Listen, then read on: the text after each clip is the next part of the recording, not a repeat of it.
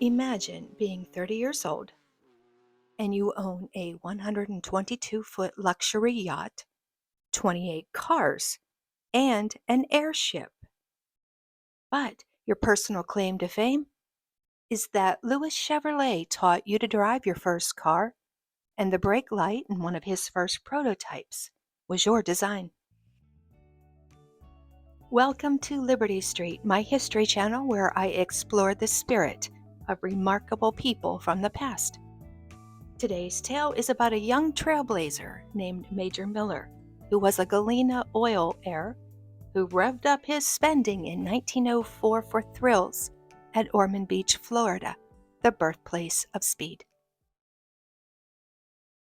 Charles Joseph Sibley Miller was born in Franklin, Pennsylvania on May 11, 1874. He was the son of Adelaide Sibley and General Charles Miller, owner of Galena Oil Works. General Miller and his brother-in-law Joseph Sibley went into business shortly after Drake struck oil, and they formed the Galena Signal Oil Company to provide the necessary grease for engines and machinery and the railroad industry. As the story goes, General Charles Miller experimented with the Pennsylvania crude and found a way to mix it with whale oil and red lead to make a lubricant that could withstand heat. But like any good early oil history story, by 1879, Standard Oil owned the majority of stock in his company, and by 1905, they owned it all. Living and growing up in Venango County at the turn of the century, everyone lived in Rockefeller's shadow. I won't bore you with the details here, but it is a story as only Ida can tell it. Tarbell, whose father was heavily involved in the early days of oil, was later to be put out of business by the oil tycoon.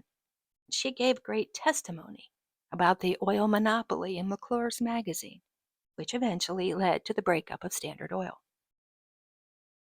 So, with his oil investments and proceeds of stock, the general pretty much built the city of Franklin to include Franklin Manufacturing Company, and then he later named his son Charles as president.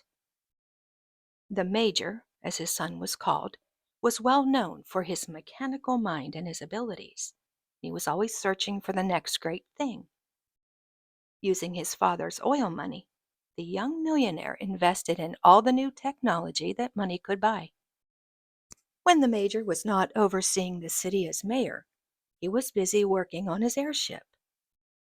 Now, for those that have been with me for a while, I have told the story a few years ago of how Miller's gas-powered dirigible, which was steered by a rudder and a propeller, went wayward a time or two, and it had to be walked home by the locals along Rocky Grove Avenue to the Aerodrome at Prospect Park.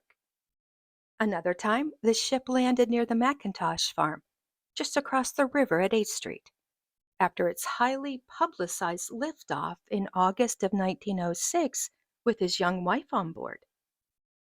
Miller once also promised that his dirigible could travel to Europe, making the 3,000-mile trip in just 4 days.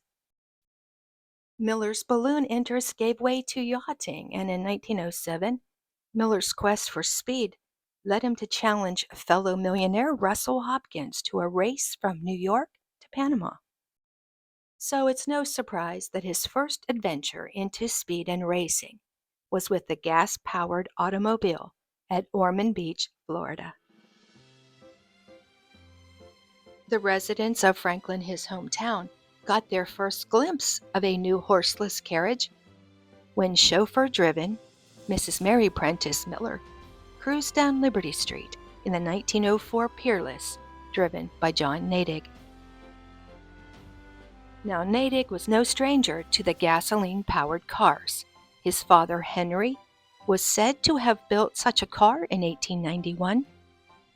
Henry Natick lived in Allentown, Pennsylvania, and he once gave sworn testimony that he worked with manufactured steam and gas engines on automobiles as early as 1861, and his finished carriage in 1891 was a one-cylinder engine with 2 flywheels.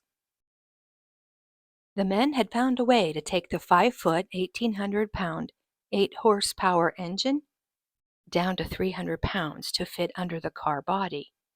His carriage ran on gasoline, and it ran with steel tires, and it skidded and sparked the entire way. Henry's son John was with the Millers in August when the airship lifted off and it drifted over Bleakley Hill when the gas engine stopped running. In the September 30th, 1965 edition of the News Herald, he tells the tale of what he saw that day and how the major's wife, Mary, accidentally threw the hand crank overboard when she pulled on the dragline. Eventually, the balloon settled down and she jumped out, but the ship went aloft again to clear the wires. The pilot, Leo Stevens, flew back over Prospect Park and over the town towards 8th Street, where he saw an open field at the McIntosh farm, where he could safely land.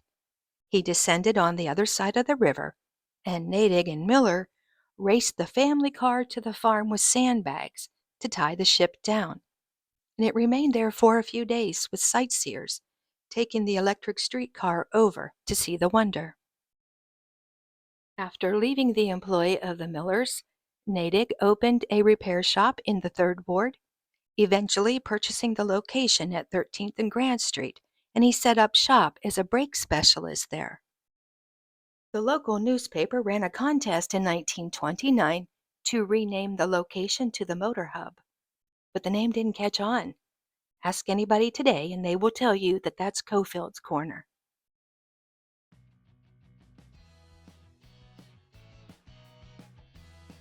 In 1902, and soon after the speed races were held at Ormond Beach, Florida, near Daytona, Miller purchased a 1903 Renault, and the following year it was driven by driver Joe Tracy across the beach.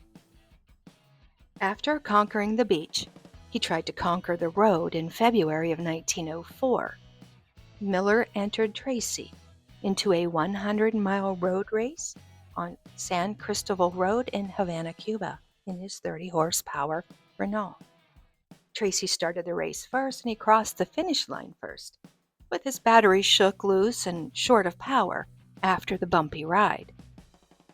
Initial reports gave the win to the Miller car, but when the time results came in, they gave it to a local driver, with Tracy finishing 1 minute and 32 seconds behind. In December of the same year, Miller announced his plans to sponsor a 10-mile speed derby at Ormond, with the winner to receive a perpetual competition trophy to be awarded annually to the victor.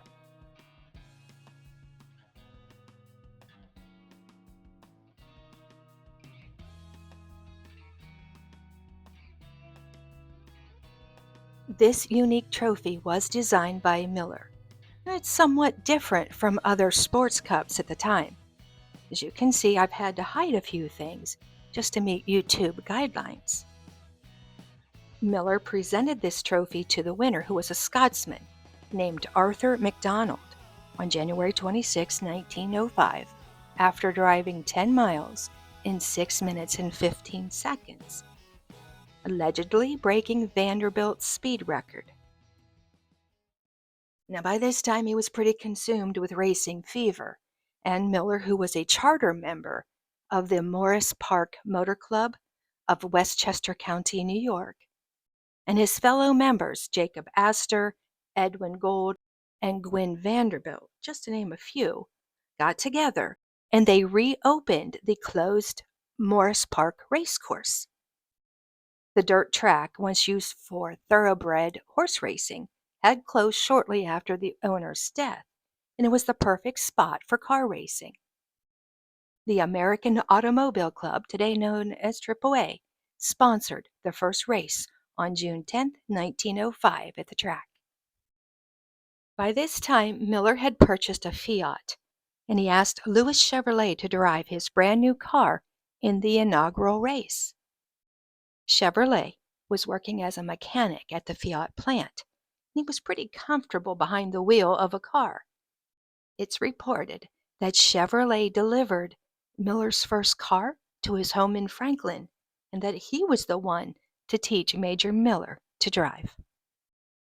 Chevrolet, who had once repaired a steam tricycle for William Vanderbilt, got his start with cars in France, learning the mechanic's trade. By 1901, he had made his way to New York City, working for William Walter, and was becoming known for his daring racing style and the daredevil antics behind the wheel. So the Morris Park 5 was scheduled to run on the 1.39-mile track, with each car making 3.5 laps for the 5-mile race. Chevrolet drove Miller's number 10 car, the 90-horsepower Fiat, and he took the $150 win at the park. The Major was also scheduled to run the race, but he had to drop out due to a gas feed failure in his car. 2 weeks later, the pair took to the track at Empire City in New York, with Chevrolet again in Miller's Fiat. And Chevrolet beat Barney Oldfield that day to take the championship event. Apparently, Old Man Miller didn't share his son's fondness for speed. In 1912, he gave public notice to anyone motoring in Miller Park, gave them a warning to keep their speed at 8 miles per hour along the avenues. Otherwise, he was going to close the streets to horse-drawn carriages only. Perhaps out of money or just bored with it, by January 1906, Major Miller had retired from racing, and he sold his racer to C.W. Barron. He purchased a 24-horsepower Swiss Martini, and he planned to take it with him abroad for a leisure trip to Europe. Perhaps that is how he lost track of his racing cup. The Miller Trophy for the 10-mile Ormond Derby Challenge ended up in the hands of a fellow racer named Sigmund Edge of England. Edge was a car enthusiast, and he raced several times at Ormond. The trophy remained with the Edge family until 1960, when it was donated to the Birthplace of Speed Association, and it was added to the museum in Florida. In 1972, the trophy traveled to the Ormond War Memorial Art Gallery, where it remained until 1998, when it was returned home to Franklin and into the hands of the Miller family. Before her death, the Grand Dame of Miller Park, Ruthie Anderton Miller, wife of J. Miller, who was the nephew of the Major, she placed the trophy on permanent loan to the Venango Museum in Oil City. Now, sometime after the excitement at Ormond, young Miller reached into his mechanical mind and allegedly drafted an early design of a rear brake light assembly. And he designed this so that the drivers did not need to use hand signals to let somebody know that they were going to stop. Of course, I've searched and tried to find this patent. I've come up short, but if anybody sees it or knows of it, please send it my way. Now, it's reported that he gave the patent to his brother, so it may be in the name of somebody else with the last name of Miller. Apparently, the Major felt he had done plenty in his life, and he gave the royalties to one of his siblings. And allegedly, this design was used by Chevrolet early in his career. The Major died unmarried in 1937 in his apartment at his father's hotel on Liberty Street. On his drafting table were designs and plans for an airplane, and with it several pieces of his original artwork was painted by him.